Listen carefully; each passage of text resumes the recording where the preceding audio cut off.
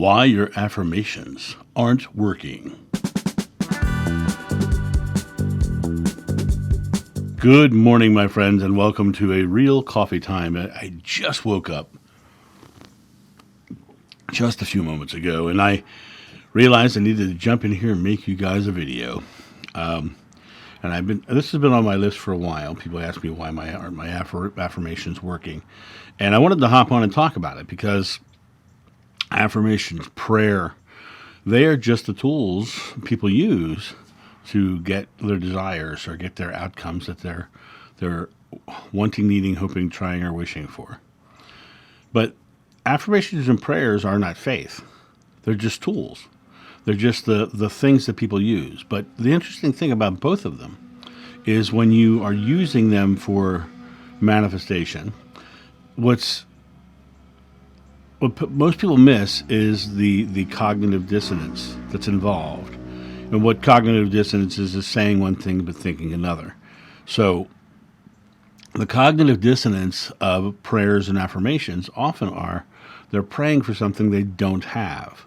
So their present moment belief is they don't have it, or it's not coming in. You have to remember in the Bible it says, whatever you ask in God's name, you will receive if you have faith. And faith is always present moment. And faith means belief.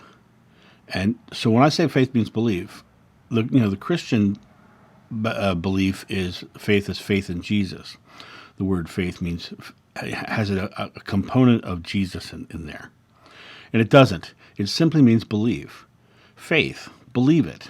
So people who pray, they'll sit there and they'll go, thank you, God, for the blankety blank I am receiving, or this is a prayer formula I tend to use. But I believe it, and so I receive it. The other thing is if you truly believe something is coming, do you ask for it over and over again? No, you just, can I have a glass of water? Unless you know that person didn't hear you, you're not going to go, can I have a glass of water? Can I have a glass of water? Can I have a glass of water? Can I have a glass of water? Can I have a glass of water? So your affirmations and prayers aren't working because of the fact that you don't believe they're working. You don't believe that it's coming into the experience. The tough part about, especially modern religious belief, is that the religion itself has been so disempowering that they've taken away the true message of the fact that you are a creator. God gives you everything you need to create, but you are the one who has to create, and you create through belief. And when you're affirming over and over again, you're literally saying to the world, I don't have it, I don't have it, I don't have it, I don't have it, I don't have it, if that's what you're believing. I am is here and now. Receiving is coming into my experience, right? Which means I'll start to see evidence of it. I am joyfully exploring. I am happily creating. I am, is not wanting, needing, hoping, trying, wishing. Dear God, please let me have the blankety blank. You're not saying that because you believe it's coming in. You're saying that because you don't have it. And you really, really, really desperately want it.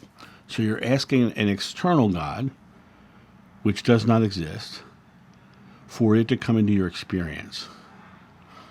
God and you are one. God and everything is one. And you are the driver force of the creation of your life. And so you have to be the one who says, I am receiving this. I am creating this. This is coming into my life. And when you put that element of true belief behind it, you suddenly find that everything starts to happen, right? If you have faith as small as a mustard seed, you can ask a mountain to move, it will move. Nothing will happen. Nothing's impossible for you. Nothing will happen if you don't believe, basically. When you ask, whatever you ask in God's name is granted if you have faith. If you have faith. Faith being belief. You have to believe what you're asking for. I often say when creating, manifesting something or creating something in my experience, I always treat it like an Amazon order. Well, why do I say that? Number one, I think it's kind of funny. Number two, God said, whatever you ask, you shall receive if you have faith. Amazon's been great during COVID for me getting whatever I asked for, right? But when I put that Amazon order again, I don't try to order it again the next day or the next day or the next day or the next day or the next day. I put the order in and I let it go because I know it's going to show up on my doorstep. And that is the key to this. You letting it show up and be on your doorstep. And the second you have the ability to realize that as the creator of your experience, you get to create, then you start to realize that you don't have to ask multiple times for the same thing. You just have to believe it. Now, here's the nuance of this. You've been raised in a way of thinking that you're separate from God and that you're lacking, and your subconscious mind will pop in. So rather than reaffirming, affirming, just redirect negative thoughts. You go, no, I'm not doing that. You have to focus on the things that you're creating, and anything that comes in that seems contrary to it, you go, no, I am receiving. And it may sound like it's an affirmation. It's not. It's a redirection, because what happened is a subconscious belief came in that was contrary. Now, you don't want the subconscious belief to overpower the conscious belief. You've got to change that subconscious belief. And you do that by literally negating it and redirecting.